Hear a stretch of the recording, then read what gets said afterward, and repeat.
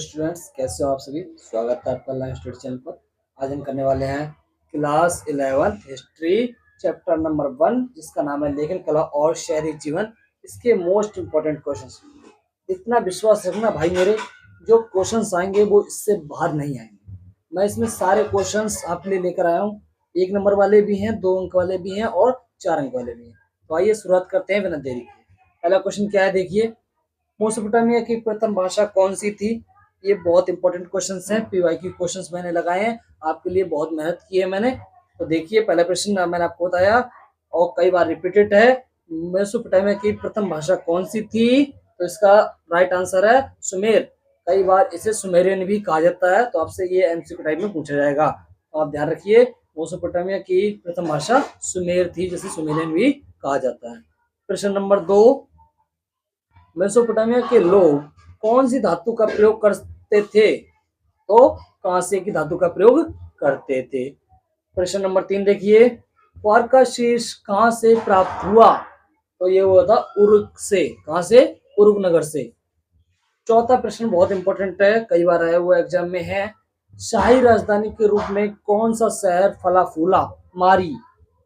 पहले हम एक अंक वाले कर रहे हैं, उसके बाद हम बड़े लॉन्ग क्वेश्चंस भी हम इसी वीडियो में डिस्कस करेंगे। क्वेश्चन नंबर 5 देखिए, मेसोपोटामिया की दुनिया को सबसे बड़ी देन क्या है?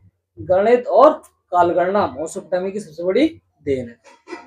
प्रश्न नंबर 6, मेसोपोटामिया की लिपि क्या थी?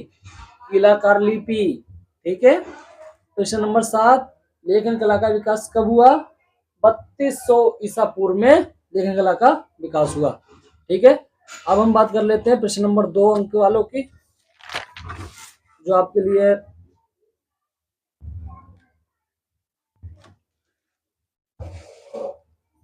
अब आते हैं आपके 2 अंक वाले प्रश्न। तो ध्यान रखिए 2 अंक वाले प्रश्नों पर भी। तो प्रश्न नंबर 8 है आपका, जल प्लावन से आप क्या समझते हैं, तो आप बता दीजिएगा इसे। जल प्लावन पूरे संसार को नष्ट करने के लिए आया था, लेकिन परमेश्वर ने एक नोआ नाम का व्यक्ति भेजा, जिसने विशाल नाव का निर्माण किया और सभी जीव जंतु के एक एक जोड़ा नाव में रख लिया। जब जल प्लावन हुआ तो सब कुछ नष्ट हो गया, लेकिन नाव में रखे सभी जीव जंतु बच गए। इसे जल प्लावन कहते हैं। आशा करता हूँ आपको अच्छा लग रहा होगा, वीडियो अच्छी लग रही होगी, समझ में आ रहा होगा। ठीक है। और ये इंपॉर्टेंट क्वेश्चन है, आपको मैं पहले बता चुका हूँ। क्वेश्चन नंबर 9 देखिए, श्रम विभाजन किस प्रकार शहरी जीवन की विशेषता थी? बहुत इंपॉर्टेंट क्वेश्चन है। श्रम विभाजन किस प्रकार शहरी जीवन की विशेषता थी, तो देखिए। शहरी अर्थव्यवस्था में व्यापार, खाद्य उत्पादन के अलावा अलग अलग सेवाओं की आवश्यकता होती है। शहरों के लोग आत्मनिर्भर नहीं होते, वह अपने गांव या नगर के लोगों के आश्रित होते हैं। इसी प्रकार श्रम विभाजन शहरी जीवन की विशेषता है। जो शहरों के लोग हैं वो खाद्य उत्पादन के लिए और अन्य सेवाओं के लिए गांव के लोगों पर निर्भर रहते हैं, क्योंकि शहरों में खेती नहीं की जा सकती, इसीलिए क्या है, शहरी जीवन की विशेषता है। कई बार रिपीटेड क्वेश्चन है। प्रश्न नंबर 10 क्या है, मेसोपोटामिया के जानकारी देने वाले स्रोत क्या है? तो अगर ये 2 अंक में है तो आप इस प्रकार लिख दीजिए, कवरें, इमारतें, औजार, ये मेसोपोटामिया की जानकारी देने वाले स्रोत हैं। अब प्रश्न नंबर हम बात कर लेते हैं 4 अंक वालों की, जो कई बार एग्जाम में रिपीटेड है।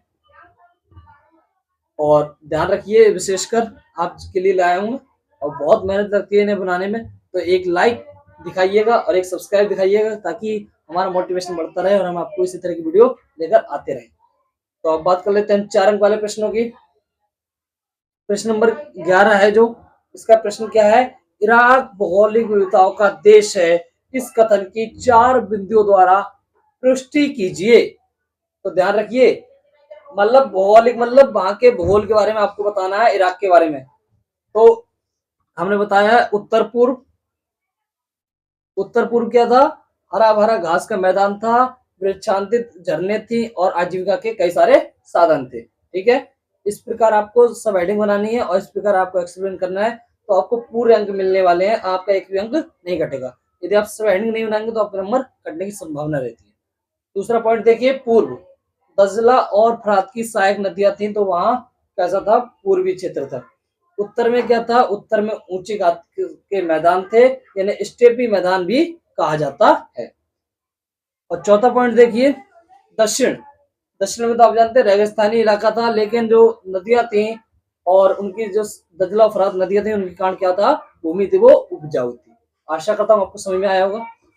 अब प्रश्न नंबर 12 देखिए, शहरी अर्थव्यवस्था में एक सामाजिक संगठन का होना आवश्यक है, स्पष्ट कीजिए। तो देखिए, जो शहरी अर्थव्यवस्था है उसमें एक सामाजिक संगठन होना चाहिए। ये क्यों जरूरी है, तो मैं आपको बताता हूँ क्यों जरूरी है। आवश्यक भंडारण, क्योंकि भाई शहरों में कई सारी भंडारण करना पड़ता है, कई सारे पदार्थ हमें बाहर से मंगाने पड़ते हैं, तो इसलिए हमें भंडारण करने की आवश्यकता पड़ती है।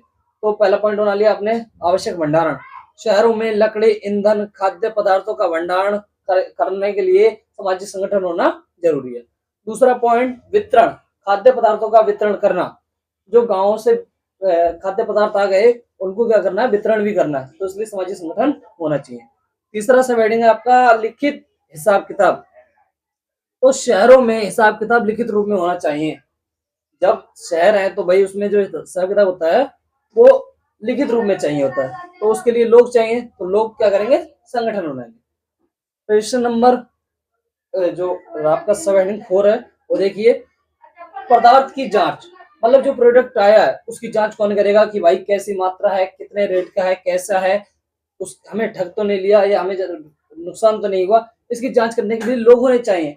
इसीलिए शहरी जीवन है वो अर्थव्यवस्था है, उसमें सामाजिक संगठन होना जरूरी है। तो आपको बता दिया मैंने, पदार्थ जांच, आए हुए पदार्थों की जांच करने के लिए सामाजिक संगठन होना आवश्यक है। ठीक है, आप प्रश्न नंबर 13 कर लेते हैं, जो एग्जाम की दृष्टि से कई महत्वपूर्ण है।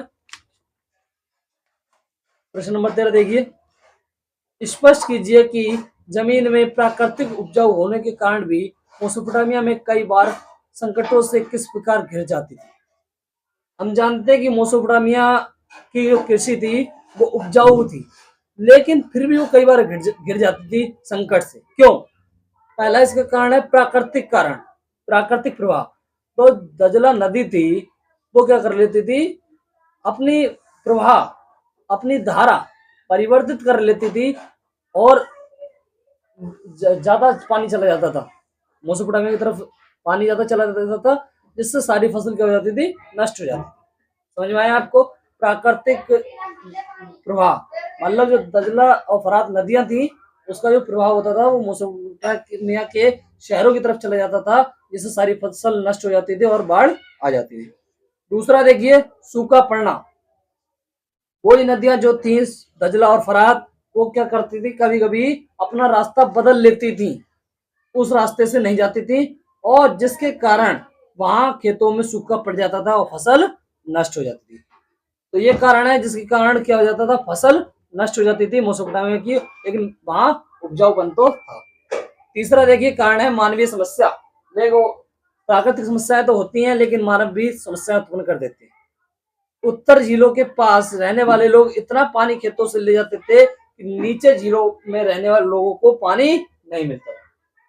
पानी बहुत ज्यादा इस्तेमाल कर लेते थे उत्तर झीलों के रहने वाले लोग, इसलिए नीचे जो झीले के नीचे जो लोग रहते थे उन्हें पानी नहीं मिलता। चौथा है मिट्टी का ना हटाना। जो ऊपर रहते थे लोग वो क्या करते थे, मिट्टी को नहीं हटाते थे, जिससे क्या पानी रुक जाता था और पानी लोगों के पास नहीं पहुंच पाता था, इसलिए फसल थी वो नष्ट हो जाती थी। ये कारण है कि मेसोपोटामिया उपजाऊ होने के कारण भी कई बार संकटों से घिर जाती है। और प्रश्न नंबर 14 देखिए, प्रश्न नंबर 14, खानाबदोश पशु शारीरिक शहरी जीवन के लिए खतरा थे, स्पष्ट कीजिए। कई बार आया हुआ क्वेश्चन है भाई, 4 अंक में पूछा जाता है, बहुत ध्यान से पढ़ लो। खानाबदोश थे वो पशु शारीरिक थे, शहरी जीवन के लिए खतरा थे। क्यों थे भाई?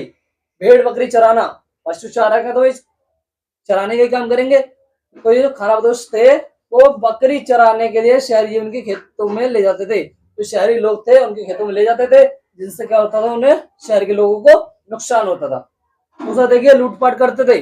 खानाबदोश थे, पशुचारक थे, वो लूटपाट भी करते थे, किसानों पर हमला बोलते थे और धन एकत्र धन को लूट लेते थे। तीसरा सब हेडिंग क्या बनाया मैंने, समृद्ध होकर बसना। ये कहीं दूसरी जगहों से आए थे, लेकिन ये समृद्ध हो गए, बलवान हो गए, ताकतवर हो गए और यहीं बसने लगे। समझे आप इनके सबहेडिंग। प्रश्न नंबर 15 बहुत इंपॉर्टेंट है भाई। मेसोपोटामिया की विश्व को क्या देन है? तो आप लिख सकते हो लेखन कला, गणित, चक्रवृद्धि ब्याज, वर्गमूल और शहरी जीवन मेसोपोटामिया की देन है। यदि आपको वीडियो अच्छी लगी हो तो एक लाइक, एक सब्सक्राइब, एक शेयर जरूर कीजिए। Thank you for watching.